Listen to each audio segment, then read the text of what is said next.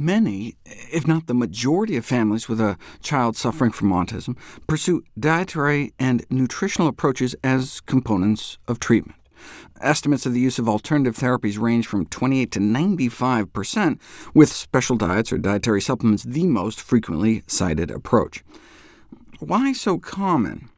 Perhaps parents are acting on suspicion or distrust of standard medical practices, or desire not to have their children drugged, considering alternative approaches more safe, natural, holistic, but could also simply be because the drugs don't work. Pharmacological interventions in autism are mainly aimed at reducing associated symptoms, calm them down, help them sleep, but have no effect on the core symptoms of ASD, autism spectrum disorders, like the social withdrawal, abnormal behaviors. Only 2 drugs have been approved for the treatment of autism, and both just target an associated symptom, irritability, rather than the core deficits of the disorder. Both drugs also have significant side effects, including weight gain and sedation. It's no surprise, then, that parents seek alternative therapies. OK, but do the alternatives work any better?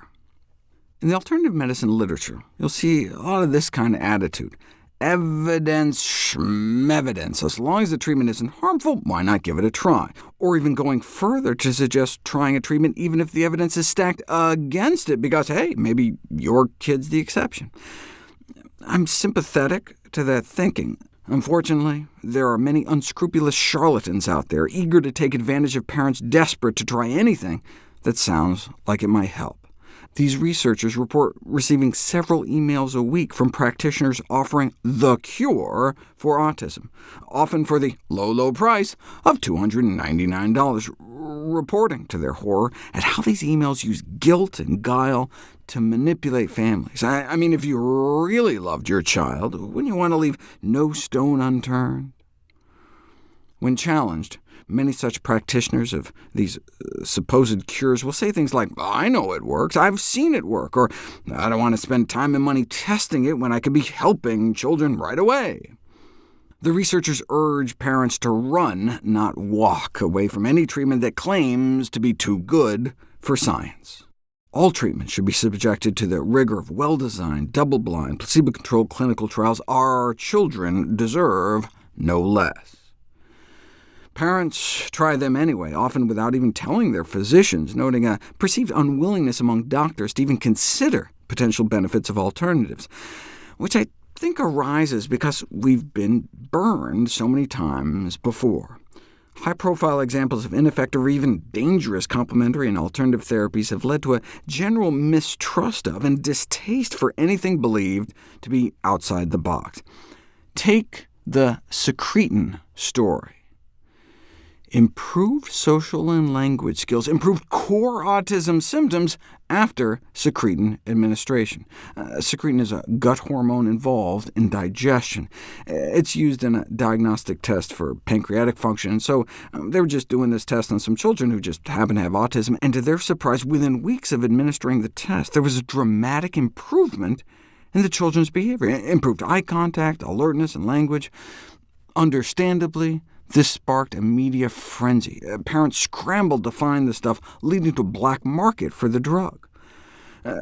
What makes an interesting television program may not, of course, be the same as what makes for good science. You've got to put it to the test. A randomized controlled trial on the effect of secretin on children with autism, and no significant effects were found. Though the study used porcine secretin, pig hormones, maybe human secretin would work better?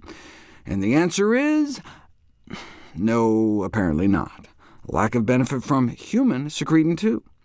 But no, look at the data. Secretin totally worked. One shot of secretin and autism behaviors dropped within days. But the same thing happened, injecting nothing. Injecting saline, injecting water. That's why we do placebo-controlled studies. The widespread circulation of those anecdotal reports of the miraculous benefits of secretin may have raised expectations so much that it biased parents into perceiving improvement, explaining the effects of the placebo injection. In this way, ineffective treatments can become widely accepted even if there's no evidence to back them up, exemplified by the fact that most parents in the study still remained interested in secretin even after being told that it didn't work. They just couldn't give up hope. So the autism community continued to press. It's just got to work. In the end, 16 randomized, placebo-controlled trials were performed involving more than 900 children, and no evidence of benefit was found. None of the studies revealed significantly greater improvements in measures of language, cognition, or autistic symptoms when compared to pretending to give the kids drugs, but actually giving them nothing at all. In the absence of effective and affordable treatments for autism, parents of children with the disorder are extremely vulnerable to extravagant claims of potential cures.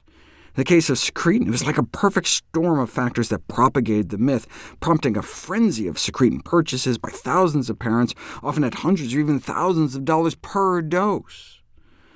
The secretin story shows why it's so important to subject proposed treatments to scientific scrutiny, instead of just accepting anecdotal reports as proof.